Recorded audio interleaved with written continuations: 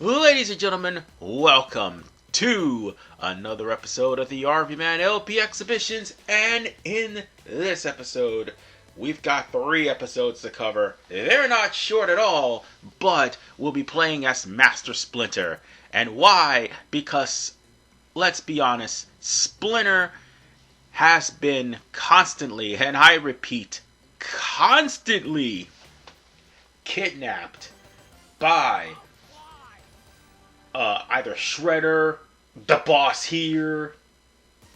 He's been kidnapped by Groundchuck. He's been kidnapped somewhere along the line in every single game. Almost, basically. This is the only exception where he's actually playable. And then there's the actual cartoons and animated variations of Teenage Mutant Ninja Turtles, where, like, the worst always happens to Splinter. Like, he's either captured, he's either been turned against the Turtles, courtesy of the Rat King, or, in that one iteration of Turtles, he got impaled by Shredder.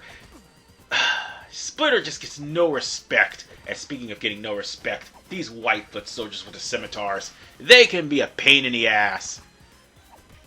Thankfully, I'm at level 10, and I can probably, for the most part, get rid of them if I could stop getting hit by them. Whew! That was annoying. Beyond annoying. But for these traps on the ground, with these circuit breakers, just destroy the circuit breakers, so the circuits won't kill you. But what will kill me is the damn mousers.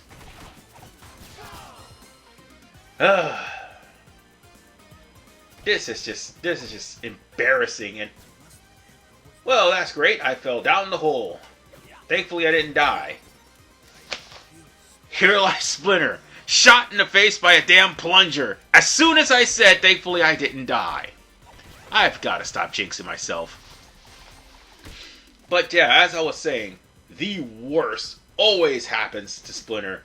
And the fact that you're able to play as him for the first time in any game makes things easy on a lot of people. I mean, yeah, his range is limited, but to be honest with you, it's better than April O'Neil's by a long shot. And the fact that these damn foot soldiers are teching throws is ridiculous. Pretty sure there's a pizza around here somewhere. Yep, there's one right there. And now let's just get rid of the herd. Oh, and by the way, Splinter also has another special move as well, aside from what I just did. He also does the Tatsumaki Senpu Kyaku. I'm pretty sure that is one of his combo moves, if I'm not mistaken. There's one on the ground where he just lands on the opponent and just smashes them, and another one where he claws in the ground in midair, claws in midair like you've been seeing, and one where he does the hurricane kick, basically, like Ryu and Ken. So basically speaking, they've took a lot of inspiration from Street Fighter when making these sprites. With so much inspiration, I mean, that would be enough to make people play Street Fighter just to get the references. Then again, if you have to play Street Fighter just to get the references instead of playing the original Street Fighter 2, 3, Street Fighter 4, and to an extent 5,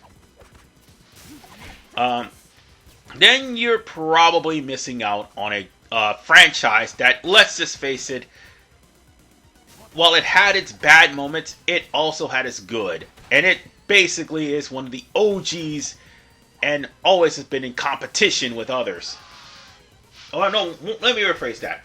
Others has been in competition with Street Fighter, specifically Mortal Kombat, which just released this year.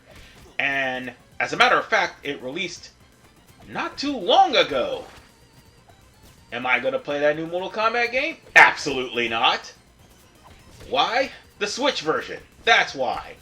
Because even though I have a Switch, I heard and saw terrible things.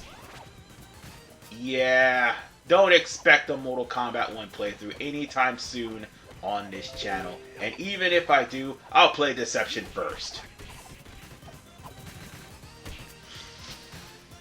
As a matter of fact, now that I stop and think about it, I got a great idea of what I'm going to do after I'm finished with the Turtles. Wait, no, I can't. Broke PS2. Shit. We'll worry about that once it's fixed. Anyway, the whole reason why I'm trying my best to avoid these lasers and these electric sparks is because of the fact that there is the avoid getting hit with the electric sparks multiple times and avoid falling into traps. Or avoid being grappled, that's what it was. But I've already passed most of these challenges, that's the thing. So, that's why Splinter, again, is at level 10. With like 5 not HP, but I rather 5 life bars. So yeah, god damn it, stop chewing on Splinter. He's not a goddamn snack. And I died to another mouser. This is the second time I've died this stage. Okay, stop that. That's annoying. Alright. But we are almost at the end of this stage here. And needless to say, I think the longest stage out of here would be like chapter 13. That is by far the longest. Oh yeah! And also, JoJo's Bizarre Adventures. That's a thing too. And there's Baxter Stockman. And depending on the iteration, Shredder either turned Baxter Stockman from his scientist to a fly, or he basically executed Baxter Stockman, and Baxter would instead drink mutagen to save his life. That's the only... every iteration, Baxter in some way, shape, or form turned into a fly. And it's either doing to be the fault of Shredder because Shredder got sick and tired of his shit, or Baxter himself because the mutagen had regenerative properties, apparently. I think in one iteration of Teenage Mutant Ninja Turtles. I'm gonna catch Baxter with that stomp, apparently, because that stomp actually does some really good damage. And why am I drop kicking him? Real simple. I can't really catch him because he's flying in air. Damn it! And stop biting me! Don't worry, we're almost done with this. I just gotta get him one good time, and that's it. He's just gonna go back to his throat if I don't stop him. Boom! Got him! Told you I'd catch him. And that takes care of Baxter Stockman. Whew. The lasers are probably a pain in the ass to avoid, but I had 2 more lives just in case that I would actually survive. Oh, and by the way, in case you're wondering about the harder difficulties, they actually hit really, really hard. The lives are pretty much the same regardless of the difficulty. And they recharge, so bear that in mind. So that is a good thing. On that note, it's off to Dimension X, which will be staying for not only the duration of this episode, but at the start of the next episode, which will be the final Teenage Mutant Ninja Turtles Shredder's Revenge episode. And, by the way, those are the neutrinos, and they are pretty much everywhere. Well, there's only 3 locations for the neutrinos, and there's 1 in every stage. Oh, look. There's the granite grunts.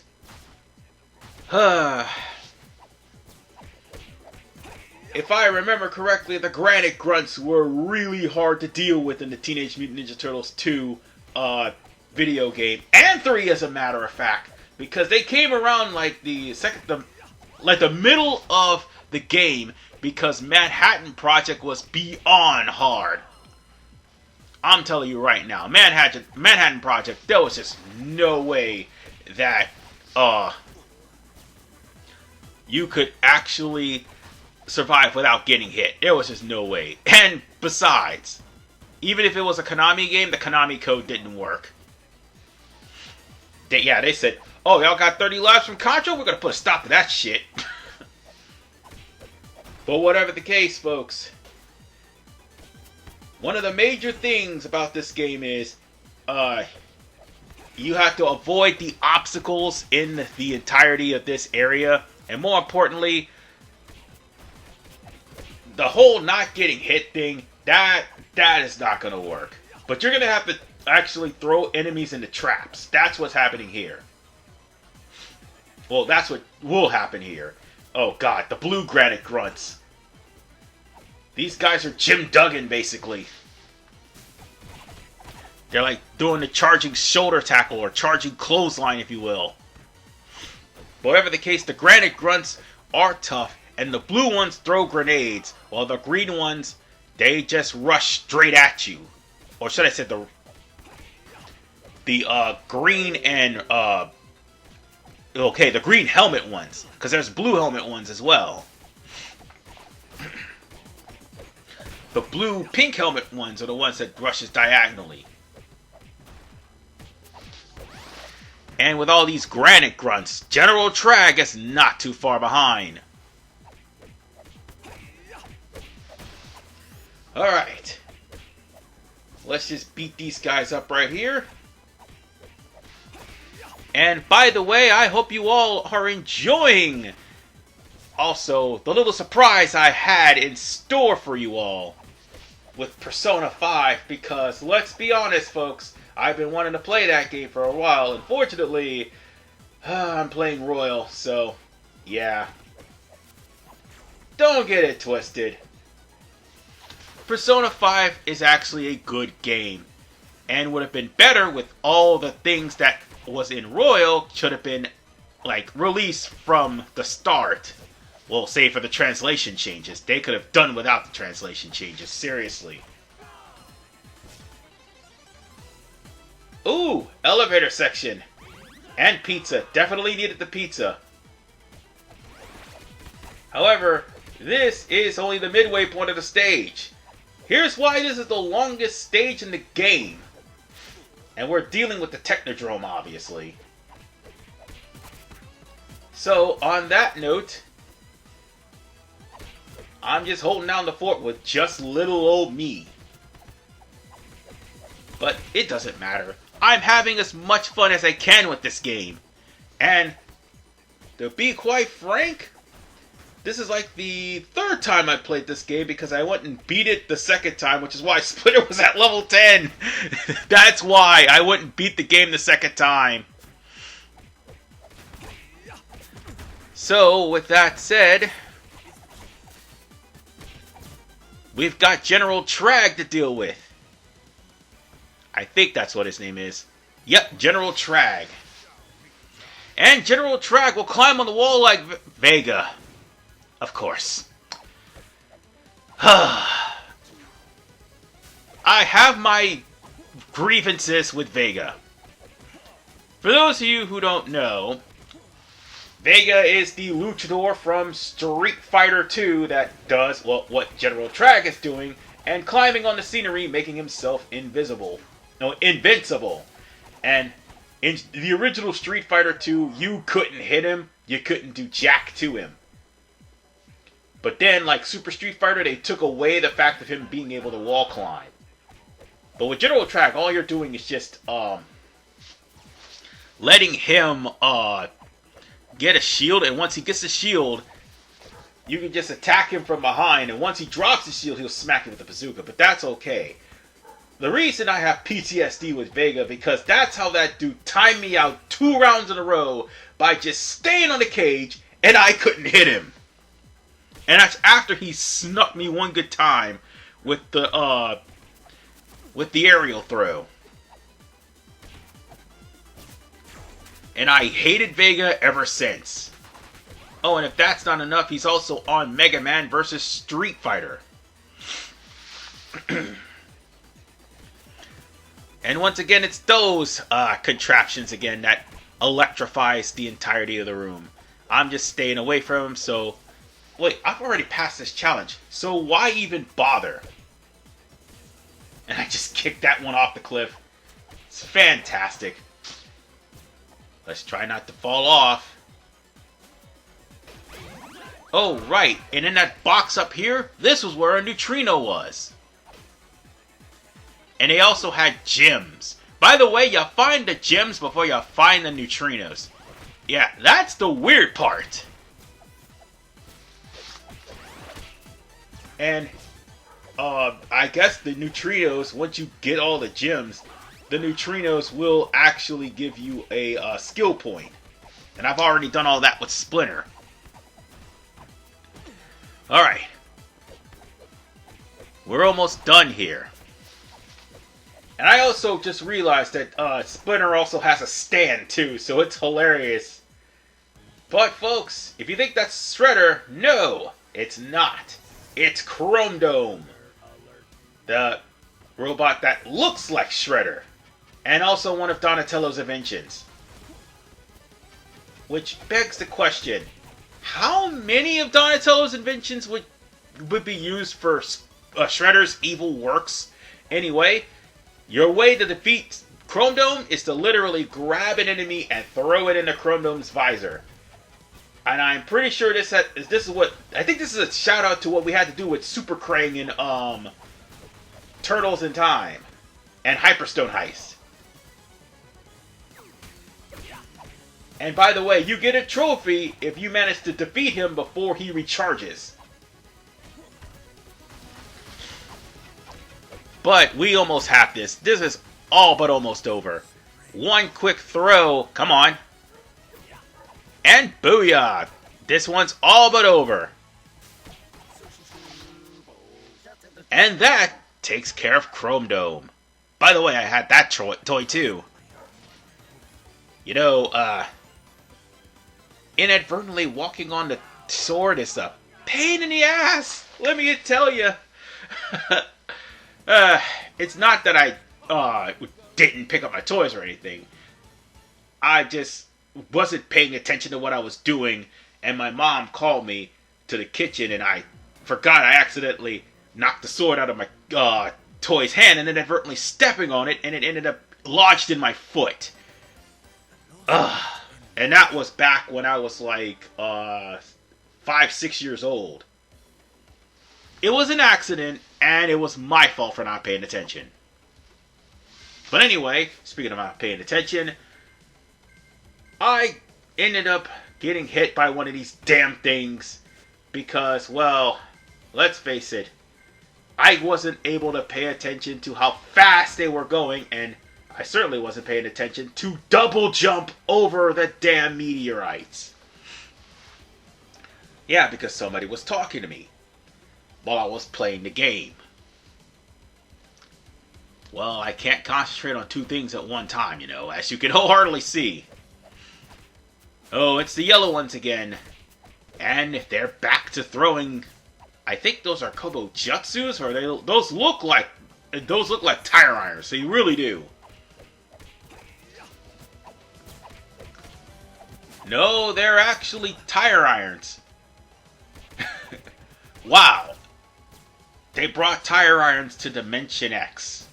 I wouldn't be surprised. But oh yeah, this one was probably the hardest challenge to actually succeed because one thing. There's like one of the challenges actually. The other one I should have dodged. That was my fault. But this challenge is kind of hard due to the fact of as soon as you get here, the pizza monsters. It's kind of hard. You have to lure them to you. And I don't know if they have a counter or not. And if two or more of them grapple upon you, well, you fail. And guess what? I have no choice but to let these guys grapple me. And that's the thing that bugs me. I cannot not get hit. And by the way, from a long range, they can actually grab you and still cause you to fail. So this is one of the hardest objectives. And of course, I'm dropped down to 4. But don't worry, we're almost done with this stage. We just gotta get through the pizza monsters. And how are they pizza monsters? Real simple. Mikey thought it was a good idea to put mutagen on pizza. It did not work well. And it did not end well. Yes, these were Mikey's fault.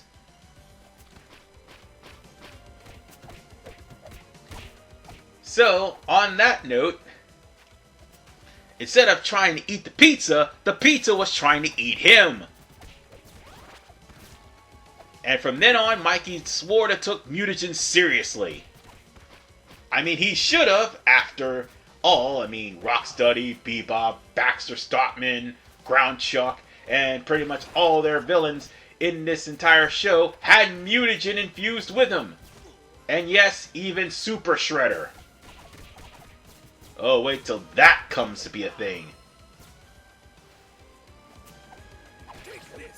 Alright.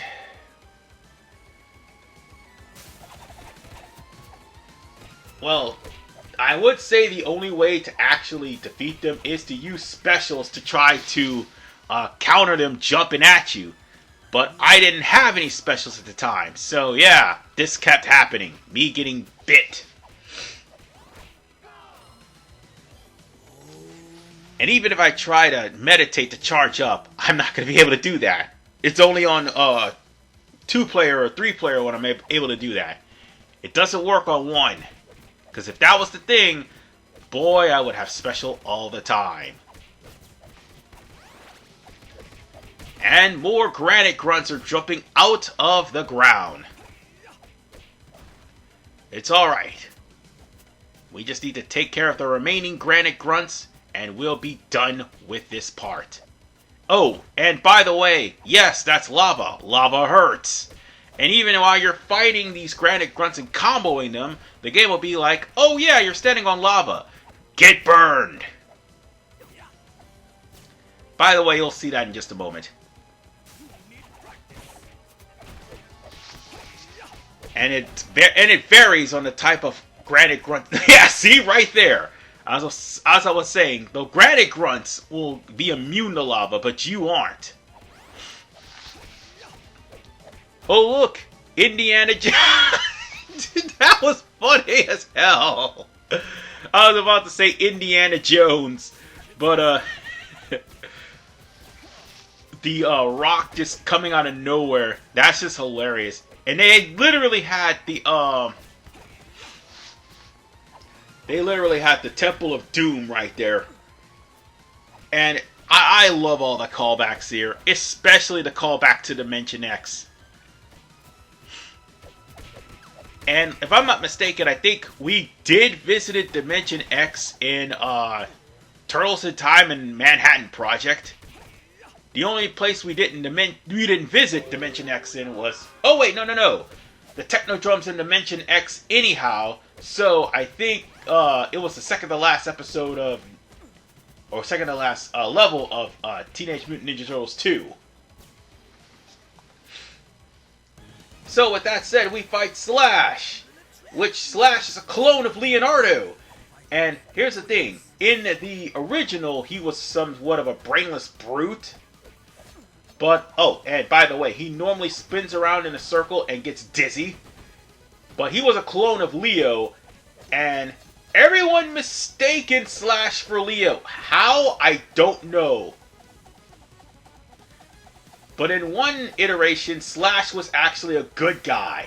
In another, he was an anti-hero. But most of the iterations, he's either a clone of Leo meant to try to lure the Turtles in, or he was basically Shredder's henchman.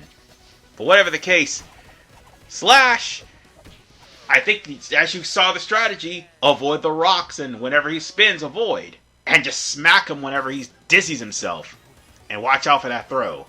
But whatever the case, folks, we finally made it to Chapter 15. And folks, it will be endgame, and there's only one character we haven't played that's not DLC, Raphael. So we're gonna end it all with him in the next episode of Teenage Mutant Ninja Turtles Shredder's Revenge. This is RVMan 985. I'll see you all next time. Take care and peace out.